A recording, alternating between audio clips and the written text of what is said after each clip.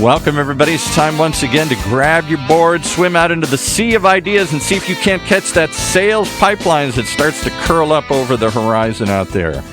And with the one man who's always ready to catch a wave, it's Matt Hines. How are you doing, Paul? You know, I'm confused today. I normally banter a little bit about sports, but this is the time of year I just can't wrap my head around it. We've got college football. We got real football. NFL football. We've got baseball still going on. What the heck is with that? And now the Lakers. Oh, my God. We're going to start with LeBron James. Here we go. I don't know which one. This is a sales pipeline show and a periodic college football show. This will not become a Lakers show. I was hoping. To all Come on. Fans of past Showtime, classic Showtime, potential new Showtime. It is kind of a fun time of the year. I think other than the week, like in April, you've got a week when baseball starts. Like there's opening day for baseball. Right. There's the end of March Madness, the Final Four. And then in the end of that week is typically the Masters golf tournament. And so that, I think, is the greatest week of sports of the calendar year. I think the greatest month is October because you've got all the sports. You've got college, you've got pro football. You got the baseball playoffs. If you're a hockey and basketball fan, things kick off as well. Very fun. Welcome to Sales Pipeline, everybody. My name is Matt Hines. If I don't sound like I usually do, it's because I am not in the home studio back in Redmond, Washington. I am at the Denver airport today at the Admirals Club. We had a breakfast with 24 CMOs and chief marketing leaders in downtown Denver this morning and had a lot of fun with that. I've been doing some of those around the country, getting some CMOs together to talk about sales pipeline, talk about how to create more predictable sales pipeline production. But before I head off to Seattle, excited to join everyone today. If you're listening to us live on the Sales Funnel Media Radio Network, thank you very much for joining us. We are here live every Tuesday at 11:30 Pacific, 2:30 Eastern. If you're joining via the podcast, thank you so much for subscribing. Very exciting to continue, very humbling, quite frankly, to see the numbers that we have on the podcast grow week to week and the downloads and subscribers. And every episode of Sales Pipeline Radio, past, present, and future, is always available at salespipelineradio.com. We regularly are featuring, yes, Paul? I don't want you to tout the numbers too much because I told your guest that it's just three of us chatting here. So that's right. This is a recorded call for our own personal purposes. It's all good. I am very excited to have our guest today. I've wanted to get her on the podcast for a long time. She is a crazy busy person. She's had a lot going on all year. And I'm just really excited we were able to. I was excited she was able to fit in on list. Let's put it that way. As you know, for those of you that have been listening to the podcast for a while, we feature some of the best and brightest people in B2B sales and marketing. And today is absolutely no different. Very, very excited to have event marketing management leader and the quote unquote crusader against boring events, Laura Vogel, join us on the program today. Laura, thanks so much for joining us. Thank you for having me, guys. I'm really excited to be here. This is awesome. So if you're in B2B and you've been either at the old Eloquent Experience conferences or if you've been at the recent Serious Decisions conferences, you have experienced the level of exceptionalism that is a Laura Vogel event, down to the little details and all the things that make it worthwhile for the host, for the attendees, for the sponsors. And if you've ever done any kind of event production or event management, you know how hard that is and how big of a job it is. And she makes it look easy. So very excited to have you on the call today and on the program today, Laura. And I know the thing we were talking about, I mean, events, we could fill a whole year of programs to talk about events management. I think the thing that you seem passionate about and that I am as well is the idea that you don't necessarily create an event and then just assume everyone's going to show up, right? I mean, this morning for our CMO breakfast, we had a great hotel downtown Denver, had got a great catered meal. We had bacon, the eggs, the whole deal. But if you just assume that people are going to come by sending them one email or just, sending one tweet, you're probably fooling yourself. So I want to spend some time today talking about the difference between producing events and marketing events. So tell us a little bit of how you think about that difference today. Yeah, absolutely. And you're so right, because that's the biggest challenge, I think, with a lot of event managers these days, is that what they're tasked with is they're great at being able to produce an event, but that's just step one. And what they really have to do is get butts in seats. Anybody can, not anybody, but a great event manager is just expected to be able to produce the great event. And what they now have to do is produce the great events. And thank you for your accolades. I so appreciate them. I want to make sure I say that. That's so kind. But that's almost a given these days. It's a given that you're going to be able to do the seamless execution and have the amazing production and get Magic Johnson on the stage. And you're going to do that, and it's going to look flawless, and there's going to be no mistakes. Really cool. Awesome. Good job. Okay, cool. You can do that. Now you can do that, but how do we get the people there? How do we make sure that we've got 2,000, 3,000, 5,000 people in the room? Because what's really happening is, if you think about the spring or you think about the fall, especially with B2B marketing events, there has never been more competition than there is today. Right. With these B2B marketing and sales events. There are just mountains of them. And we could name 10 of them easy, and I don't want to leave anyone out, so I'm not going to do that. And so, but, you can list them off your head, rattle them off. And so what everybody's trying to do is they're competing for a lot of the same people. And so the question is, for the event manager, how do I get out there and get the folks? And so that's the really tricky part, is not only am I now expected to create this beautiful event, create the seamless event, but I also have to be the marketer as well and work with the marketing team. I don't want to leave the marketing team out. They provide, they are a powerful resource. They are expected to absolutely work in concert with the events team. But that's one of the big asks now, is making sure that gap isn't a gap.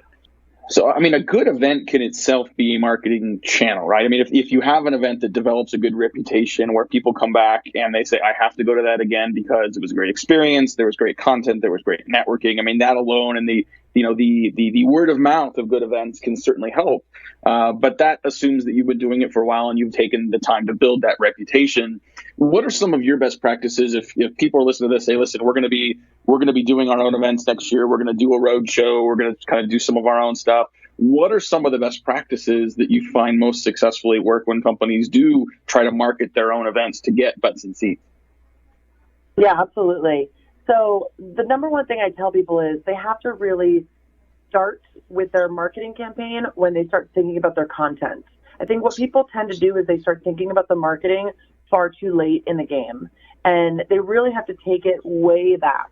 And it really starts to happen when they're thinking about their content, which tends to come first.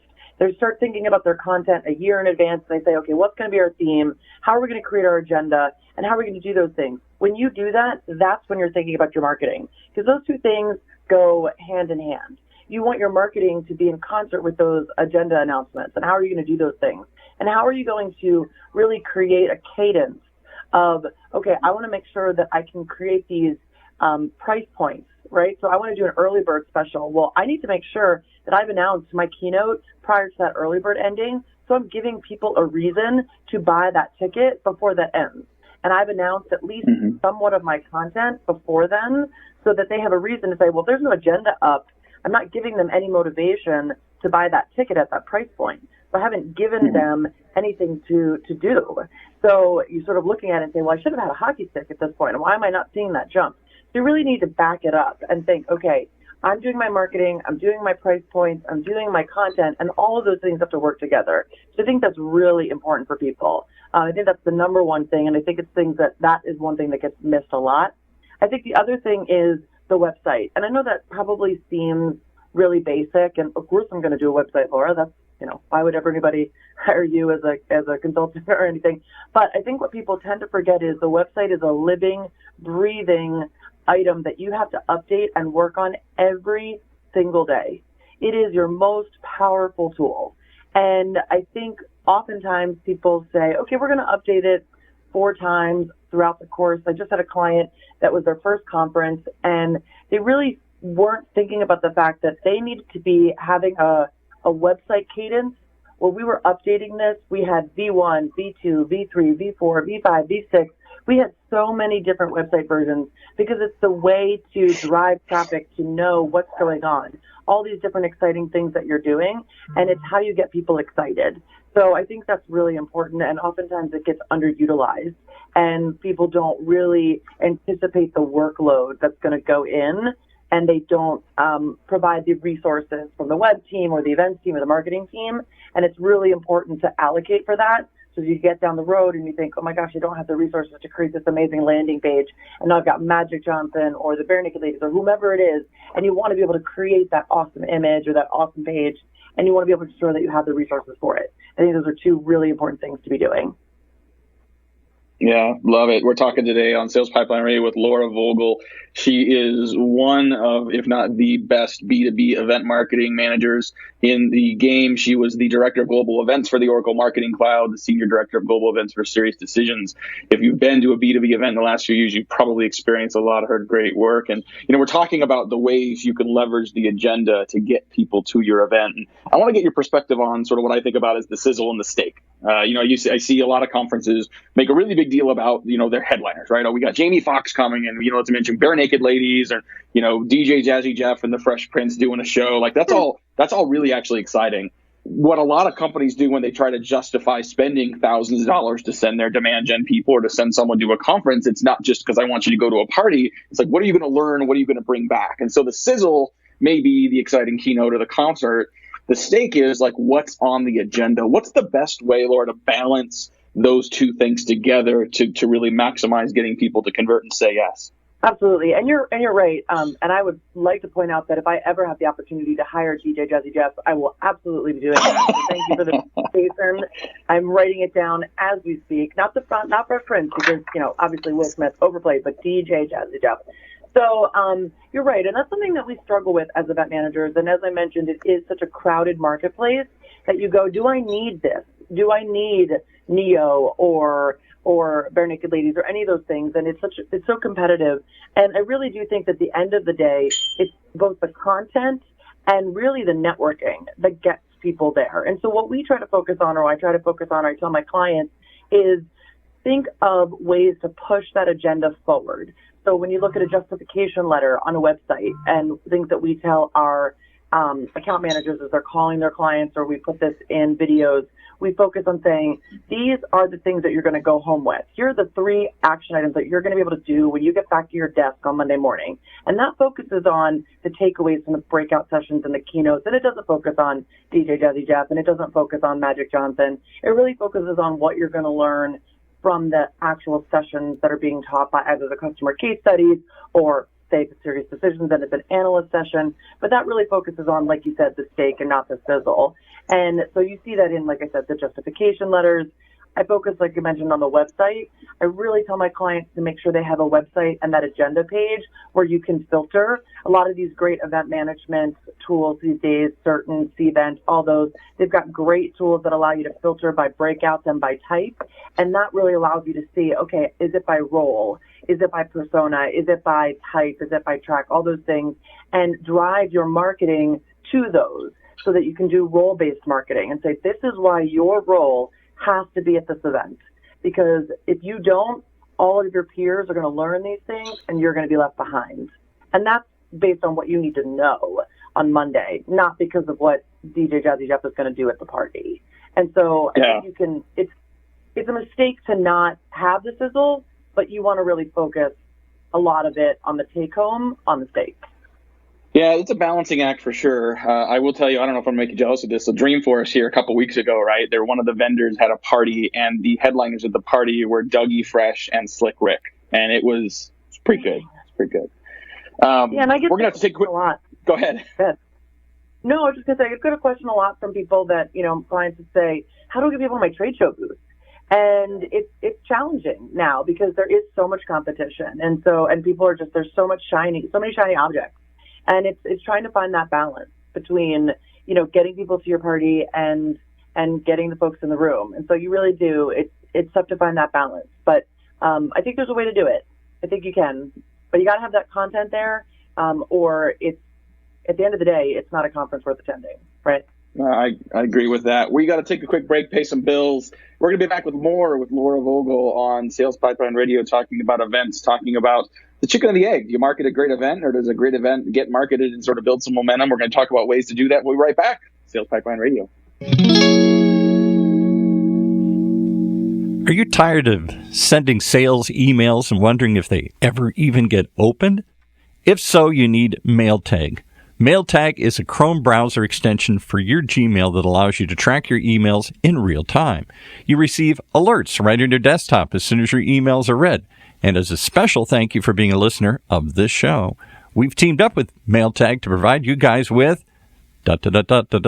special discount on your MailTag subscription. Just type in the word Heinz, H-E-I-N-Z. You can get 50% off for life. Yeah, 50% off for life. What do you got to lose but that question mark hanging over whether your emails got opened? Be sure to check out mailtag.io.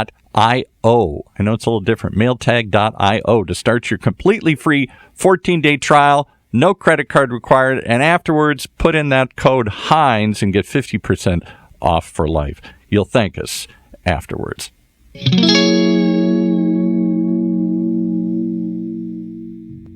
The way we do business is advancing faster than ever before.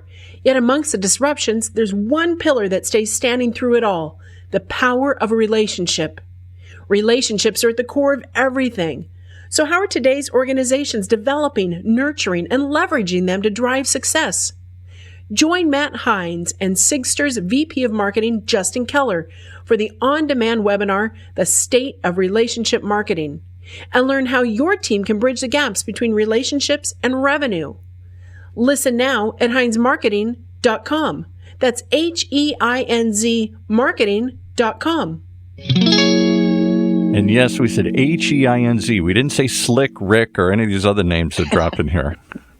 Kept it simple, Paul. It's Heinz like the ketchup, not the cake box. That's how we do it here. All right. Yeah, very excited to have MailTag with us, mailtag.io. They are our newest sponsor of Sales Pipeline Radio. And literally this week, I spent Tuesday, we did our CMO breakfast in Salt Lake City. We did it this morning in Denver. Last night, we did a dinner with some VPs of sales with the team from Outreach. And, even amongst that group, I hear MailTag talked about more and more often from people that are looking for something simple but effective to manage their outbound emails. So thank you again to MailTag, but got a lot more today with Laura Vogel. Very excited to have her on Sales Pipeline Radio. And Laura, before the break, we were talking about the sizzle and the steak and how to balance sort of the meaty part of the agenda with sort of the headliners that can really sort of be juicy and attractive. I want to talk about some other elements of good shows. Like, what are things you've noticed that have the highest correlation with success and satisfaction rates at the end of a show that might grease the wheels for people to more likely come to the next show or tell their friends they could go there? What are some of the elements of shows and of the show experience that you've noticed are most important? Yeah, absolutely. So I think number one, obviously, as we mentioned sort of right before the break, was number one is you have to have the good content. So you mentioned there was an Eloquent, Oracle, and Serious Decisions, and every single time we put on a conference at any of those functions, it was always driven by good, solid content, whether it was by an analyst, by a customer, even by a sponsor. The focus had to be on that content was solid. And because at the end of the day, there's going to be a lot of other things, but people are going to always come for good content. So I think the method in the way that that content is being delivered is changing. And that is what people are looking for. They don't want what we, sort of call, sort of stand and shout, right? So someone's sort of standing on the stage and just kind of preaching at you. That's kind of changing a little bit. I've seen some good conferences doing more innovative roundtable discussions and unsessions where people just come into a room and they discuss and say, okay, we're going to vote on a content and we're going to discuss it. People want interactive sessions. People want more opportunities to network within the room. So even things that felt old, sort of like birds of a feather, which feels like an old kind of way, people really want to be able to talk about the problems they're having within their role with other people in their role. And then they want someone who is a subject matter expert, whether it be an analyst or a customer or someone from the product. They want to be able to talk about that with them. So I think content, yes, is king, but then how you are able to manage that content delivery. I was actually looking at an agenda the other day with Forrester, and I saw on their website that they're actually doing these 3 different types of sessions within their breakouts. And so you can actually go and it'll sort of rotate. And one is a regular sort of breakout. The second one is a roundtable that's moderated by an analyst. And then the third is more of like an unsession sort of creative networking workshop. And I thought that was really innovative, especially for a sort of standard analyst firm, and I liked that they were taking a different approach. And full disclosure, I used to work for Forrester back in the day, so that's different than when I worked there, and I liked that. I liked that a sort of traditional firm was taking a sort of modern approach to it. So I think that's really, really important in the way you do it. So content. I agree. And then I think, networking would be my other one. Networking. People want to connect with other people. Mobile apps are changing this for events, and people want to be able to find other folks, and they want to be able to connect with them, and they want to be able to talk to them and say, here's a challenge I'm having. Are you having this challenge too? How did you solve it? So finding ways to be able to do that at your conference should be one of your number one things that you're working on, either with your technology provider or within your event management team. I have done it within mobile apps where you can create, like I said, really birds of a feather, breakfast, luncheons, conversations. I think that's such a huge part of it. One of the things we haven't really talked about at all, we talked a lot about, the marketing of the event, what you prioritize, interested, how you get people in the room. We haven't talked about it. And I think when you think about the objectives of your events, which includes the audience you're going after, that might imply and give you direction on what type of events to do. And so talk a little bit about the thought process companies should go through when they're trying to target practitioners versus executives, when you're thinking about doing a lunch and learn versus a networking breakfast versus, something that is more product oriented. There's a time and place for everything, but like how should people think about objectives, audience, and then execution? So I think if I'm thinking about it correctly, like in terms of, how your audience receives their invitation, if I'm understanding it correctly. So, we think about this a lot because depending on how your audience is, one of my more recent conferences, if you think about serious decisions, does the C-suite even open their email anymore? I can't think of anyone that does. And so it's sort of challenging to think about, okay, how do I get those practitioners, right? They want to talk about product. And so you go product first and you think about, okay, how do I get to them and how do I focus on them? And right, for what you just did with the lunch and learn, they're going to go product first and they are going to open their emails and they're going to think about, okay, here's what I'm going to talk about. And I can approach them that way, or I can approach them from an account manager perspective. And they're going to answer the phone. They're going to pick up the phone if someone calls them. That's not necessarily the case with everybody. So we've done some creative things. We've done creative things where we do auto dialers for people that we do think will listen to their voicemails. Again, depending on who they are and who the audience is. I'm actually, and I know this might sound crazy and you can tell me that I am, that's okay. I'm actually a fan of direct mail for things like the C-suite. I just don't think they answer their email or look at their email from unsolicited. And I don't think they listen to voicemail. And so I think if you're trying to get C-suite to high-level executive events, like a breakfast or a luncheon, I think you can do a direct mail piece that's really high-end and really exclusive. And I think it works. It just has to be very targeted. I completely agree with you. I think that, too often, as marketers, we try to get lowest possible cost and we think about what it costs versus what it's worth. So, as you're talking about getting sort of those C-suite to an event, trying to break through the noise and get something that doesn't just break through the noise and communicate to them, but create something of value. I use this example a lot. Like if you go and ask Salesforce.com sales execs, people that are selling to the Fortune 100 CIOs, you ask them what their best marketing channel is. And the answer I hear most often is dinners. It's getting something of value for people. Like last night we had, we're sitting here in Denver, we had, a bunch of VPs of sales and CROs in the room, a good Manhattan and a good steak at a decent restaurant. Because you're not getting too pitchy. Like you're promoting the networking opportunity. You're building some value for the organization. There will be a time and a place to sell, but before you have the opportunity to pitch, you have to get someone's attention. And so I think that time and place becomes really important. We got just a couple more minutes here with Laura Vogel. Very excited to have her and sharing some of the information she has here. We will have a replay of this entire episode on salespipelineradio.com here in a couple days. But Laura, before we go, just want to ask you the last question we ask most guests around the people that have been most influential for you in your career. These can be managers, they could be professors, they can be people that have been long dead. But who are a couple people that you've learned from over the years that you'd recommend other people check out as well? Sure. First and foremost, I always have to say, that's a lot of words. I am one of the few people that have actually only ever had a position with events in their title. A lot of people come to events from various different places, and I'm really fortunate that I randomly got an event, not randomly, nothing I do is that random, I'm sure you would agree. I started doing events in college, and I got an internship at a small events agency in Boston called the Castle Group. And the woman who runs it, it's a woman-owned organization, and they have been running this company for 22 years. And the woman who co-owns it, is a woman named Wendy Spivak. And I worked there as an intern my senior year of college, and then they gave me a job, and I was there for 6 years.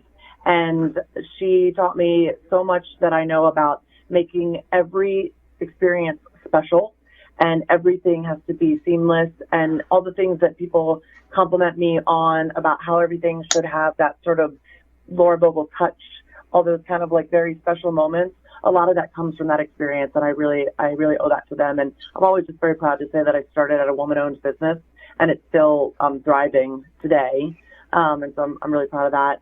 And then also, and this is not a name that will be a surprise to you, but my first manager at Serious Decisions was a gentleman named Brad Gillespie, and he was the CMO there, and now he actually is the VP of Marketing for Enterprise at Cvent. And I came to Serious Decisions as their director of events, and still had a lot to learn, I think, about marketing in that space, and he really taught me a lot there, and so it was really great to learn from him, and so just as a manager as well. So I consider those two very pivotal people in my life and my space, certainly. So lots to learn from them still, and I still do every day. So awesome. Well, thank you for that. And Laura, thank you so much for taking time. I know you've been crazy busy lately and have some new stuff coming up that we can talk about later, but very excited to have you here. Thank you so much for joining us on Sales Pipeline Radio. For those of you listening, if you want to make sure other people in your marketing team, your events team, get some of Laura's best practices, you'll be able to listen to this episode on demand, Sales Pipeline Radio, in a couple days. And in about a week, we'll have highlights from this episode up on HeinzMarketing.com. We've got some great guests coming up over the next couple of weeks. We've got Jeb Blount, author of the new book Objections. We've got the king of selling, Jeffrey Gitomer himself, will be joining us on Sales Pipeline Radio in a couple of weeks. We're out of time for today. I got to go catch a flight, Paul. On behalf of my great producer, Paul, this is Matt Heinz. Thanks again for listening to us on Sales Pipeline Radio. You've been listening to Sales Pipeline Radio, brought to you by the good folks at Matt Heinz Marketing, right here on the Funnel Radio Network for at-work listeners like you.